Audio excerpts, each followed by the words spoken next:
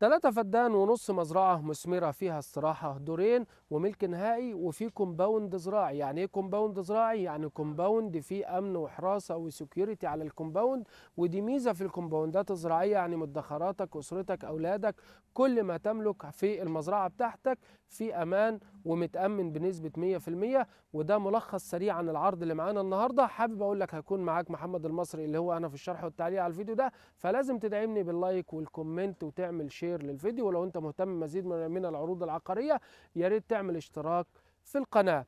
متابعين سفنكس التسويق العقاري اينما كنتم اهلا ومرحبا بكم.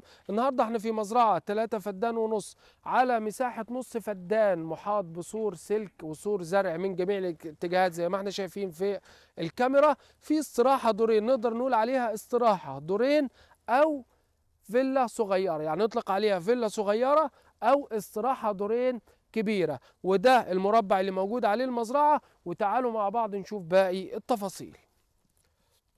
زي ما احنا شايفين المسطح لاندسكيب، الرشاشات بتاعة المية، نخل ملوكي محاط بالاستراحة، وهنوريكم كده زاوية 360 درجة كده على واجهة الفيلا علشان نبقى شفناها من زاويتين. وده المربع اللي عليه الفيلا.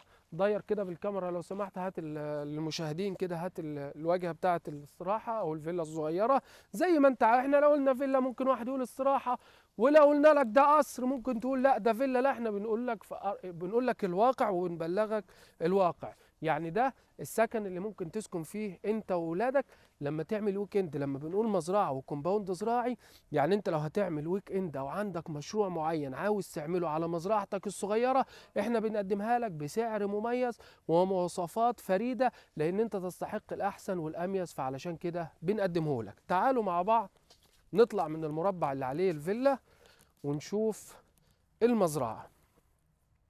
احنا حاليا في قلب المزرعة. السلام عليكم، زي الحال. الارض مزروعة محاصيل فول حراتي، وده الطريق الصحراوي. يعني واجهتك على الطريق الصحراوي 90 متر، بس للاسف انت مش فاتح واجهة لان الكومباوند عامل سيفتي ان محدش يفتح على الصحراوي علشان كله يخش من بوابة، يبقى كله متأمن الامن والحراسة والسكيورتي بتاعك. ده الطريق الصحراوي اهوت في الوش على طول العربيات. لو هنلاحظ العربيات اهي معدية على الطريق الصحراوي، يعني انت في لوكيشن برايم. ادي الارض فيها برتقان زي ما احنا شايفين، الزرع اللي موجود في الارض برتقان، ومزروع فول حراتي محاصيل. وانت لو حابب تزود او تعمل مشروع تربية معين، زي مثلا تربية الماعز، تربية النعام، تربية الغزلان، المشاريع الجديدة المثمرة، المشاريع الانتاجية معذرة اللي بتدخل عائد مادي كبير وعائد مادي كويس، تقدر تعمله. طب هتقولي ده كومباوند هيصرح.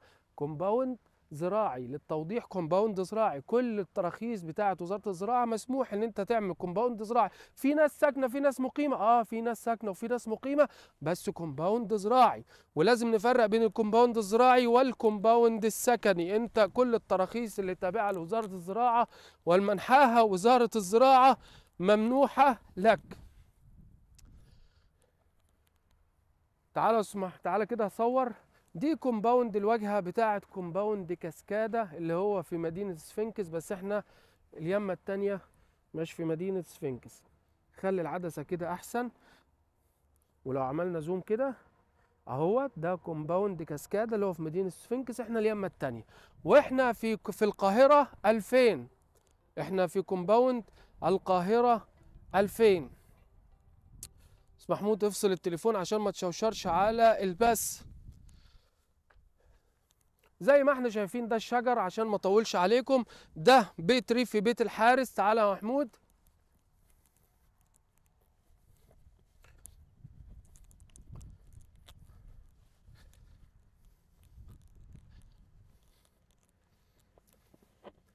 ده بيت الحارس. ده كده كل ده مربع الارض. الارض على فكره داخل الكومباوند على 4 شوارع، تمام. الارض على 4 شوارع في الكومباوند، يعني محاطه ب4 شوارع. بس في كومنت واحد ومن الامانه ان انا اوضحه، الارض محتاجه تعمل لها سور. المزرعه دي لو تلف عليها سور تبقى معاك حاجه مميزه، برايم في كل حاجه. حاجه هتبقى برايم في كل حاجه. الاستراحه بتاعتك سكن العمال موجود. حابب تعمل هنا اهو مثلا ده تعملها حظيره لتلبيه الغزلان، تربيه النعام، متاح ان شاء الله باذن الله. والملكيه بتاعه الارض بتاعتنا تابعه للهيئه العامه لمشروعات التعمير والتنميه الزراعيه. عقد هيئه، العقد بتاعنا عقد من الهيئة، مفيش توكيلات بفضل الله، باسم المالك الأونر هيبيع لك مباشر على طول. تقدر هتعمل صورة حوالين المزرعة، تعمل مشروعك زي ما انت عاوز، تسكن، مفيش مشكلة، تقضي الويك اند. المزرعة طبعا مهملة، لأن احنا بنقول إن يعني انت ممكن تشوفها مهملة، ولكن هي لا، 50-50، 50-50، بس انت ممكن تشوفها مهملة، وده راجع لأن الملك عاوز يبيع. خلاص يا جماعة، اللي بيبيع ده بيبقى خلاص مش عاوز يصرف، عاوز حد يخش يقول له خد اقبض ويلا اديني المزرعة، وربنا يبارك لصاحب النصيب. ولو في اي معلومة عن المزرعة ناقصة هتلاقينا حاططها لك في صندوق الوصف. وما تنساش سبسكرايب، اشتراك في القناة، الشير، اللايك، الكومنت. تحياتي ليكم، كان معاكم محمد المصري، والسلام عليكم ورحمة الله وبركاته.